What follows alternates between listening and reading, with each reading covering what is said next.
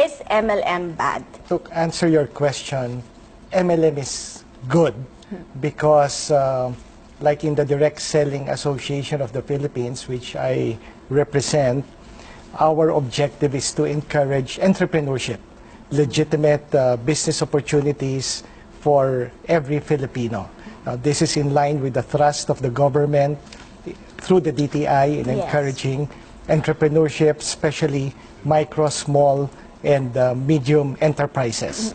But the key important thing is to make sure that when you join the company, you join a legitimate one. Right. I actually want to ask Director about that because he has seen good and bad, What the good and the bad, the other, the good, the bad, and the ugly. What have you seen so far?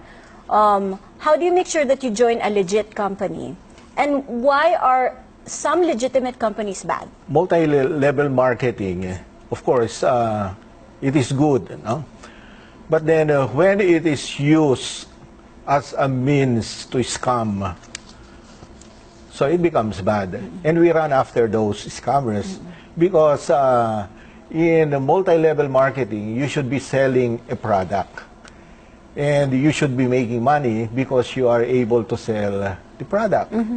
But here, when the emphasis is already on recruitment, and you are no longer selling the product, but you are already selling an investment contract, we run after you because an investment contract is a form of a security, and which under the Securities Regulation Code has to be registered.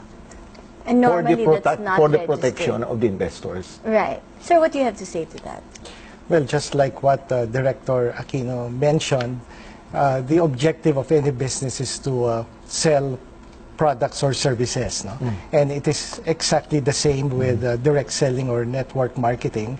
The only difference being in a retail environment, you sell products or services in a fixed location. But with regards to direct selling or network marketing, it is person-to-person selling.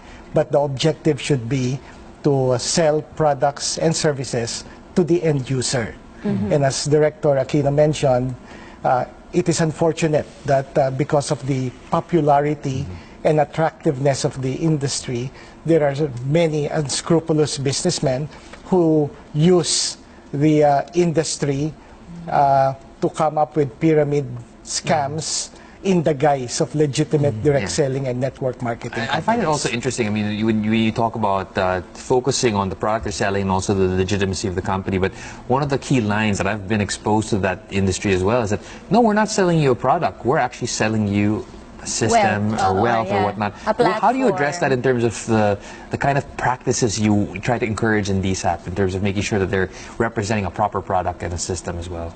Okay. With the DSAP, we have what we call the 8-point test to determine whether a company's compensation plan is legitimate or not.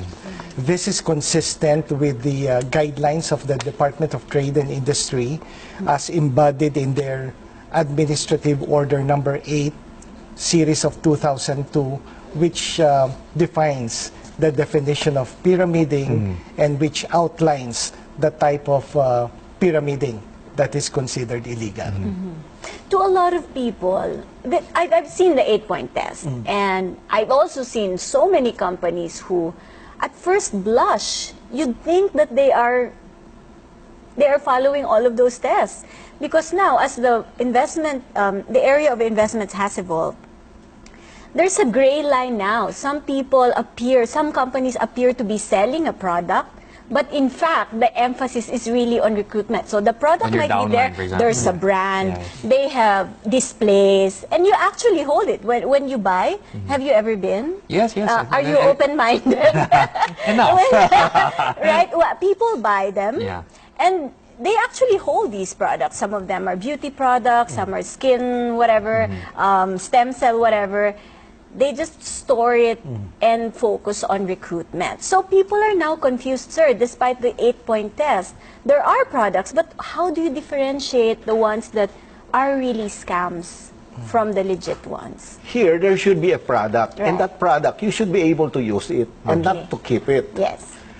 So if you are not using that product, but then you simply buy because you would like to earn money through recruitment, Right. definitely that becomes already a warning sign that the business you are entering into is not a legit one.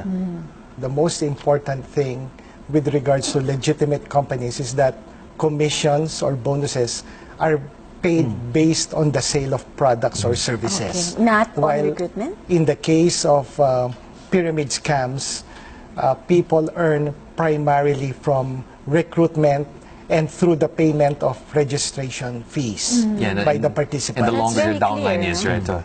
right? Right. So that's one of the most important distinguishing point between legitimate and pyramid scams. There are also other red flags. Yes. No? If I may share, like an example would be the selling of multiple slots or positions. I guess you've heard some companies say Yes. that, okay, why don't you join Three. the Okay, so company- it's a three-header. Yeah, exactly. three-header, I've there are studied some this for 30 so many headers. years. No? 30 headers. So for a legitimate company, it's like a membership club. Right. You sign up only once, and we try to make it as easy as possible. So we try to make the fee as low as possible, for as low as a few hundred pesos. So if you're being charged registration fee into thousands, then you may start to ask the question why the registration fee is high. Secondly, you don't have to sign up your name, 3, 5, 10 times. No?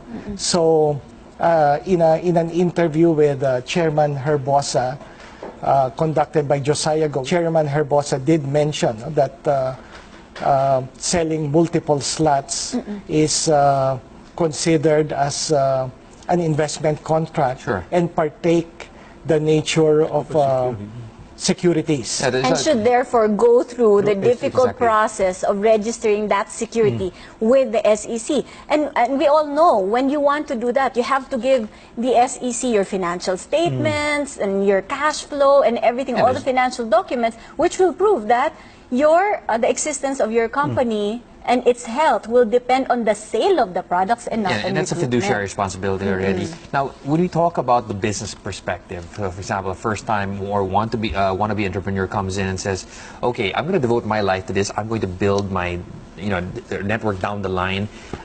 What really will drive them to be successful in terms of getting into a business? Is it the love for a product? Is it the kind of sector they're in? What really differentiates the successful ones for the non-successful ones? Okay, when you would like to be part of the industry, there are two major ways. One is if you have a product that you want to market, you could use direct selling or network marketing as the channel of distribution. It's a very powerful channel. No?